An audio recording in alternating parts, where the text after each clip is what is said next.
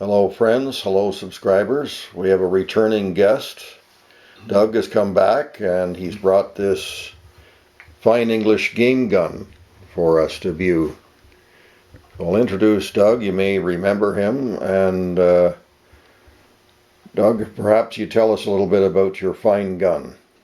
Sure, Mark. I'm pretty excited about this. Late in the game for me, but this quality English gun came to me recently, and we'll talk about that as in how. But just to briefly describe what we've got here is a Charles Osborne and Company London English game gun in 12 gauge 2.5-inch chambers on fine Damascus 30-inch barrels, which are nitro proved for 1 1/8 ounce of shot. I'm currently shooting smokeless loads with 3/4 ounce of shot, and that patterns very well for woodcock and or grouse. But the Charles Osborne and Company was active from about the mid-19th century until the end of the first quarter of the 20th century. And they were capable, based on, you can see from the engraving and the quality of this piece, they were capable of producing best guns.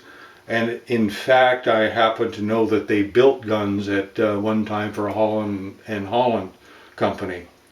Best guns were usually side locks. This example is an Anson and Deeley box lock with an Anson fore-end release. And they were made most, I guess, famous by companies like W.W. Greener and Wesley Richards and so on. But box lock actions were stronger than side locks, but side locks were often preferred because they were more pleasing to the eye and had a little more engraving surface. As you can see from this example, it's got a lovely piece of lumber on it, and based on the address on the top rib, it was produced sometime between, I believe, 1908 and 1914. That's based on the barrel address. So it's quite late in the game to be using fine Damascus. Fluid steel was getting to be pretty common by that time. One nice thing about box locks is the nice short action gives you, in this case, a 30-inch barreled game gun that's not unwieldy because the receiver length, if you had, for example, a semi-automatic or a pump gun, you'd have considerable more length to it.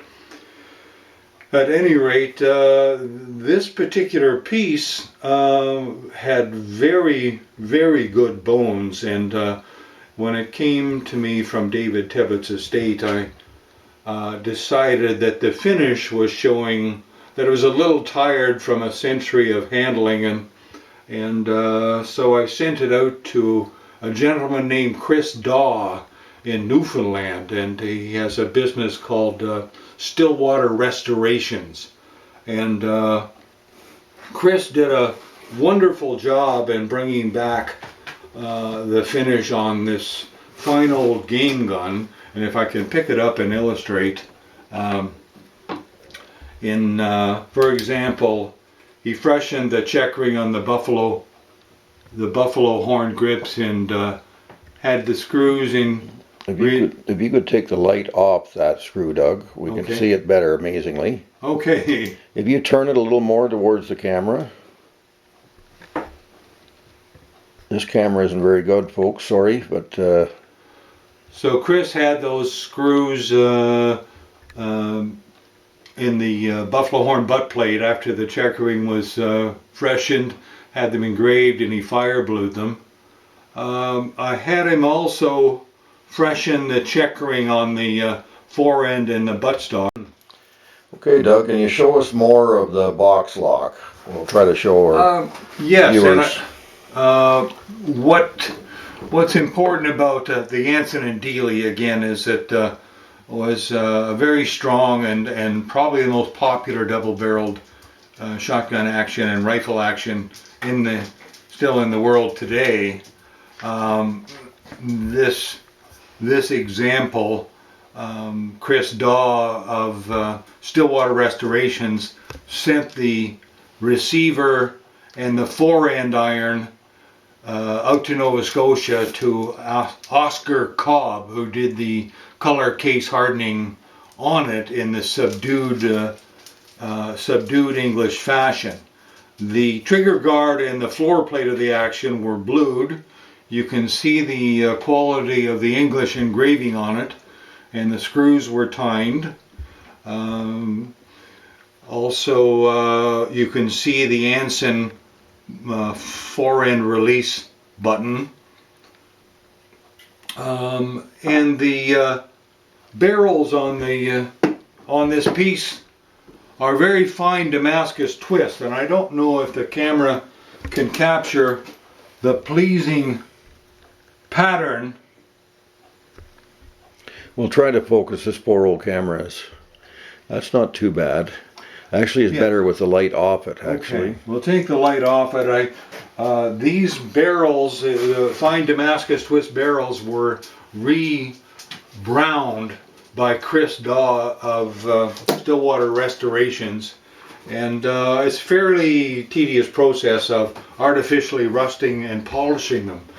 But you need to know Damascus barrels required great skill and a lot of labor to make. And what it gave you was a very light but very strong gun for the time. I noted again that the barrels in this gun are nitro-proofed for 2.5-inch cartridges, an ounce and an eighth of shot. Now, when these were manufactured, the barrel makers would buy used horseshoe nails from the farriers, and they were usually Swedish iron and high quality iron, and they would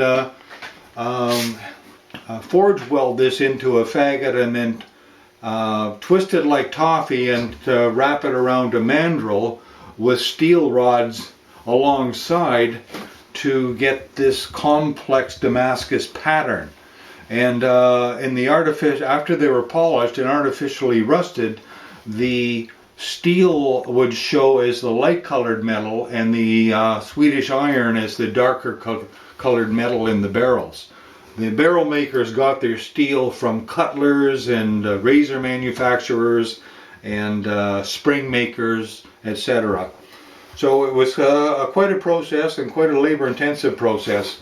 There's a lot of myth about Damascus barrels, but the only thing you need to know with these game guns is if they're in proof, either black powder or nitro, that you shoot the correct length of shot shells in them. Game guns normally were chambered for 2.5-inch shot shells. They will chamber 2 3/4-inch shells, but the forcing cone doesn't allow the crimp to open up well, and it really drives the pressure up. And continued use of 2 3/4-inch shells in 2.5-inch chambered guns can cause them to shoot loose over time. So 2.5-inch shot shells are still available. I was able to find 2.5-inch shot shells in Canada, and these are loaded with 3/4 of an ounce of 7.5 shot, and they're very, very pleasant to shoot. This is all you need to deal with woodcock and grouse, is what this gun was intended for. You're not going to be shooting at geese at 65 yards with a gun like this.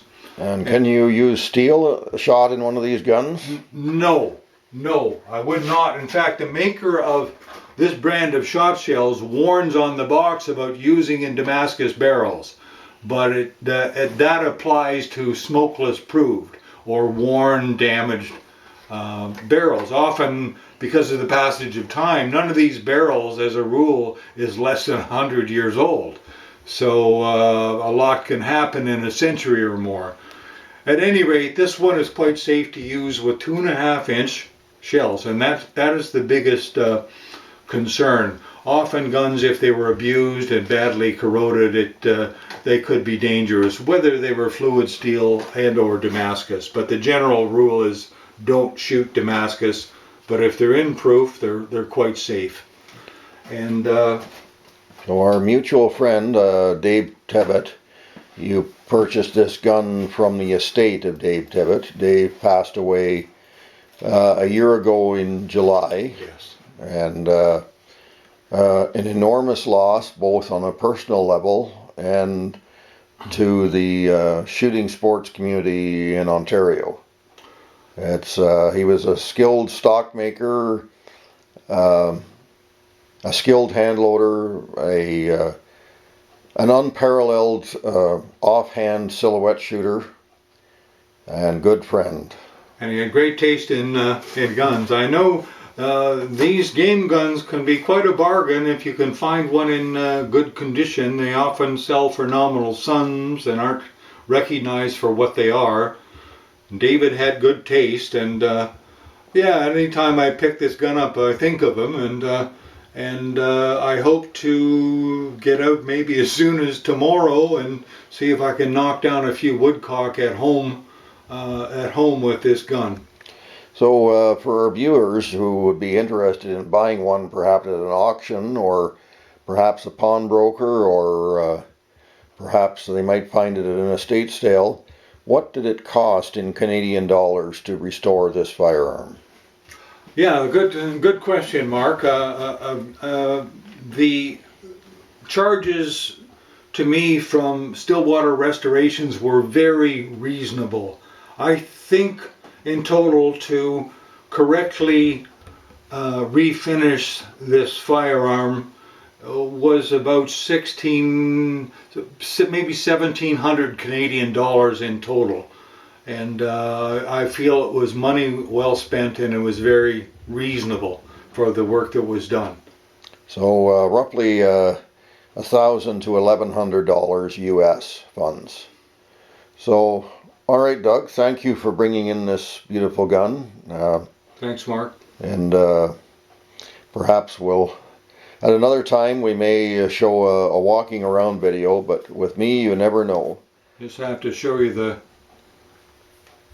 that gorgeous lumber on this thing. Yeah, the camera doesn't do it much justice. And on the underside of the stock there's a brass marquee mark, or is it an escutcheon, and it's got DCT, which is Dave Tebbutt's initials. All right, Doug, thanks for coming in and showing this fine gun, and hopefully you can come again soon. Thanks, Mark. Bye-bye, everybody.